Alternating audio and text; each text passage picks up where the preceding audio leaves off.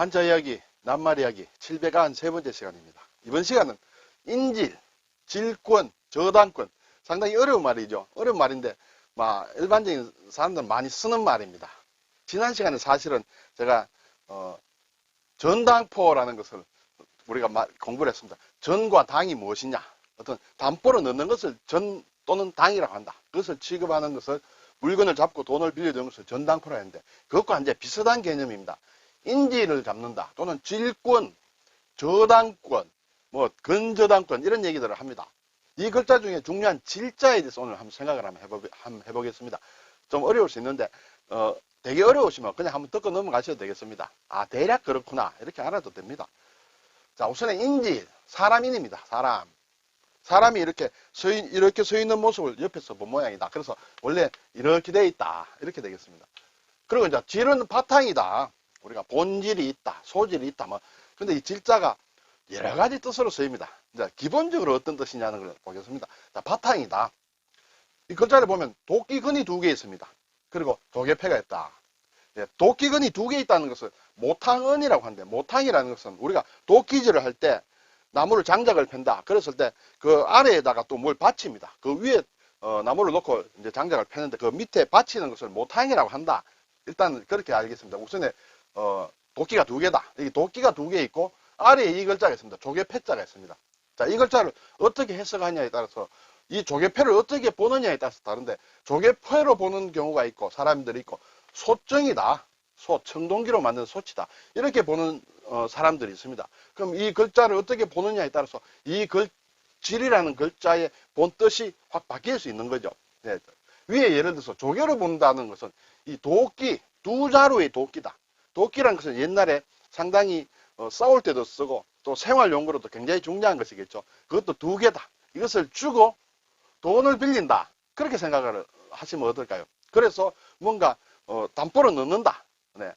그리고 아래에 이 소정이라는 것은 이렇게 보면 2자루의 도끼로 솥에다가 금속 글자를 새긴다는 것이죠.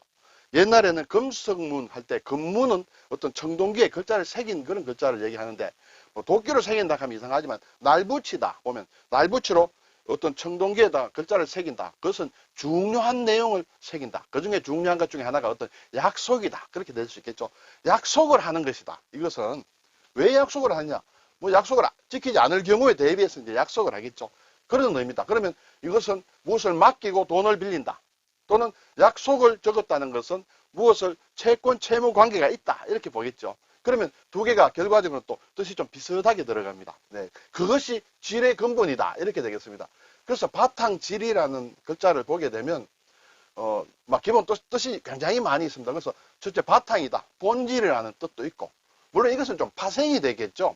아래에 나오는 글자에 이제 파생이 된 것인데, 품질이라는 것도 있고, 성질이다. 품성이다. 또는 소박하다. 아주 질박하다 할 때도 이 질자를 씁니다. 그리고 오늘 이제 해당되는 글자는 저당물이다. 또는 저당품, 저당 잡힌다. 도끼 2자리를 보정으로 놓고 돈을 빌린다. 또는 도끼로 가지고 약속의 문을 변하지 않는 청동기에 새겨서 내가 약속을 꼭 이행하겠다. 예를 들어서 빚을 꼭 갚겠다. 이럴 수도 있겠죠. 그래서 약속의 보증으로 상대에게 맡겨둔다는 뜻의 의미로도 이 질을 쓴다. 이것이 원래 뜻일 수 있다. 여기서 위에 뜻들이 이제 파생이 됐다. 이렇게 볼 수 있겠죠.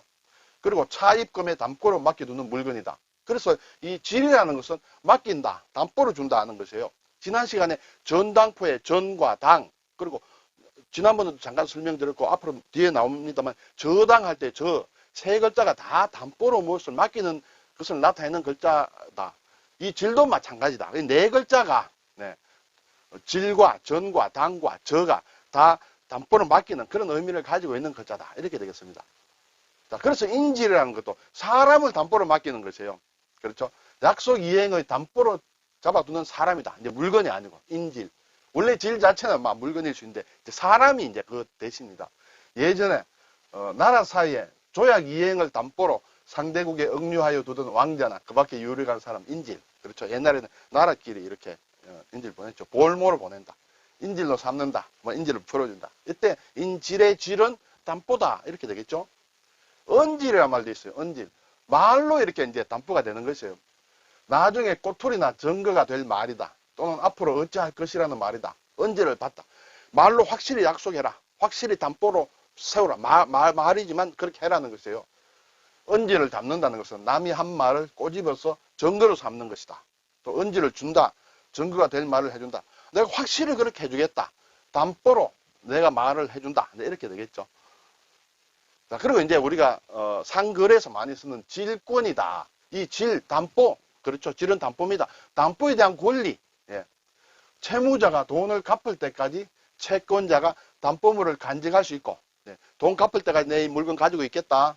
그리고 채무자가 돈을 갚지 않았을 때는 그것으로 우선 변제를 받을 수 있는 권리가 질권이다. 담보물에 대한 권한이다. 처분 권한이다. 이렇게 되겠죠. 그러한 권리를 가지는 사람을 질권자라고 합니다. 결국 돈을 빌려준 사람이 되겠죠. 빌려준 사람이 담보 물건에 대한 권리를 가집니다. 그래서 자기의 채권을 담보하기 위한 질권을 가진 사람이 고 돈을 빌려가고 담보물을 이렇게 빌려준 사람에게 주는 그 사람은 질권 설정자라고 합니다. 네. 담보의 목적물을 채권자에게 제공하여 질권을 설정한 그러한 행위를 한 사람을 질권 설정자라고 한다. 여기서 설정이라는 것은 사실은 어떤 권리를 새로 발생시키게 하는 그 행위를 이제 설정이라 한다. 예, 좀 어려울 수 있습니다만 생활에서는 많이 씁니다. 설정해. 이렇게 얘기하죠. 자, 그리고 입질이다. 이제 담보로 넣는다는 얘기예요. 입질. 돈을 빌리기 위하여 물건을 담보로 맡기는 것을 입질. 담보 넣었다. 유질이다. 질권을 이제 처리한다는 뜻이에요. 흘린다는 뜻이에요. 내가 담보를 잡았던 물건을 흘려보낸다. 흘려보내고 그걸 판다는 얘기가 되겠죠. 그래서 돈을 회수한다. 유전이다. 전당포할 때 전입니다. 전당 잡은 물건을 흘려보내요. 다른 사람에게 제3자에게 보내고 그것으로 팔아서 자기 돈을 회수하는 것이다. 채무자가 변제 기간이 지나도 채무 이행을 하지 않을 때 채권자가 질물의 소유권을 취득하거나 임의 매각의 방법으로 우선 변제에 충당하는 것, 그걸 유질이라 한다. 이렇게 되겠죠. 네, 좀 어려울 수 있습니다. 네. 자, 앞에서 이제 전당이라는 것을 지난 시간에 설명을 드렸고, 오늘 이제 인질이다, 언질이다 했는데, 그리고 여기에 저당이다. 저당. 당은 담보라고 했습니다. 저도 담보다. 예. 지난 시간에 말씀드렸습니다만, 저당이란 글자 그 자체로는 맞서서 겨룬다. 저쪽에서 어떤 행위가 있다. 나도 똑같이 이렇게 한다. 예. 그것을 이제 저당이라 하는데, 결국 볼모로 잡는다는 것이에요. 결국은 이것도 담보를 얘기하는 것이죠. 부동산이나 동산을 채무의 담보로 잡거나 담보로 잡히는 그것을 저당이라 한다. 그래서 저당을 설정한다. 예, 질권 설정도 마찬가지고. 그러한 권리가 저당권이다. 예, 채무가 이행되지 않을 경우에, 돈을 못 갚을 경우에 채권자가, 빌려준 사람이 저당물에 대하여 그 담보 물건에 대해서 일반 채권자에 우선하여 저당권을 설정하지 않은 사람, 그냥 아무것도 없이 빌려준 사람은 이제 후순위로 떨어집니다. 그래서 먼저 변제를 받을 수 있는 권리가 저당권이다. 담보물에 대한 권리다. 이렇게 되겠죠. 근데 보면 또 실무적으로 근저당이라는 말을 많이 하죠. 뿌리 근자다. 뿌리 근. 저당은 저당인데 뭔가 뿌리가 깊이 박힌 저당, 이렇게 볼 수 있어요. 근저당. 장래에 생길 채권의 담보로서, 그렇죠. 앞으로 언젠가 내가 돈을 빌려줬는데 거기 담보가 있다. 저당권을 미리 설정하는 것. 언제 그렇게 되면 이렇게 하겠다라고 하는 것이죠. 그러한 저당권을 근저당이라고 한다. 그러한 근저당에 대한 권리를 가진 사람이 근저당 권자가 되겠죠. 그러한 권리를 근저당권이라고 한다. 여기서 이제 근이라는 게 뭐냐? 앞에서 저당 얘기를 했는데 근이라는 것은 뿌리를 얘기하죠. 자, 우리가 예를 들어서 어떤 나무에 뿌리가 있으면 가지는 치더라도 뿌리는 남아있어서 계속 자라죠. 네, 그런 의미에서 뭔가 남아있다. 계속 뿌리 박혀있다. 장래에 생길 채권의 담보로서 미리 설정한 저당권인데 일정 기간 동안 증감 변동을 한다. 네, 한 건으로 끝나는 것이 아니라 계속 갚았다가 새로 빌리고 갚았다가 새로 또 빌릴 때 이 저당권을 계속 가지고 있어야 되므로 그때마다 한 건마다 이렇게 처리하는 것이 아니라 담보물은 그대로 두고 돈을 갚았다가 빌려주고 하는 그 행위를 계속하기 위해서 증감되겠죠. 변동할 불특정의 채권이다. 아직 정해지지 않았다. 계속, 왜냐하면 거래가 많이 일어났기 때문에 금액이 변할 수 있다 이거죠. 그래서 불특정의 채권을 결산기에 최고액을 한도로 어떤 해결해야 될 최종 결산기에 이 최고액, 최고 이만큼까지 하겠다는 금액을 미리 정해두는 것이죠. 그 금액을 한도로 담보하기 위한 저당권이다. 네, 어렵습니다. 네, 어렵지만은 실무에서 많이 씁니다. 네, 이런 업무에 종사하는 분도 계시는데 이 건이라는 것이 뭔가 뿌리는 그대로 두고 위에는 자꾸 이제 해결해 나간다. 뭐 그런 것이 되겠습니다. 자, 앞에서 질이라고 봤는데 기본적으로는 우리가 바탕으로 많이 쓰는데 여러 가지 뜻이 있는 것 중에 몇 개 많이 쓰는 낱말을 가져와 봤습니다. 첫째, 본래 성질에 인위적이나 꾸밈이 없는 것이다. 원래 그 바탕, 그것을 쓸 때 질을 쓴다. 질실하다. 실질적이다. 질소하다. 뭐 꾸밈이 없다. 아주 소박하다. 네. 질박하다. 그렇게 되겠죠. 또 묻는다는 뜻도 있습니다. 질문을 한다. 질의할 때 의는 의심되는 것이죠. 뭔가 잘 모르는 것을 묻는다. 그때 질을 쓴다. 질의할 때는 묻는다는 뜻이에요. 질문할 때도 마찬가지예요. 묻는다, 묻는다. 대질한다. 서로가 뭔가 잘못됐을 때 당사자 둘이 앉혀놓고 묻는 거예요. 서로. 그때 대질한다. 네, 물음 맞춤이라고 하죠. 그리고 어떤 성분이 되는 물질을 가지고도 질의를 한다. 어떤 형질이다, 용질이다, 뭐 단백질이다, 무슨 질이다 많이 쓰죠. 네. 그리고 이제 기질을 얘기할 때도 쓴다.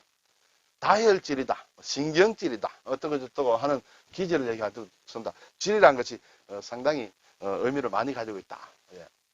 오늘 인질, 사람을 담보로 잡는 것이 인질이다. 은질, 말을 다 이렇게 약속의 근거 담보로 삼는 것이다. 질권, 담보에 대한 권리를 얘기한다. 저당권, 저도 담보요, 당도 담보다. 네, 그래서 담보에 대한 권리다. 네. 그리고 이제 근저당이었다. 뿌리가 있는 그런 저당권을 얘기한다. 네. 질권과 저당권은 사실은 구체적으로 얘기하면 여러 가지 복잡한 게 있으므로 별도로 공부해야 됩니다만 기본적으로 말씀드리고 싶은 게 질이다, 저다, 당이다. 지난 시간에 배운 전당의 전이다. 전부 담보물을 넣는 것을 얘기하는 글자의 뜻을 가지고 있다는 것을 말씀드렸습니다. 좀 복잡했죠? 감사합니다.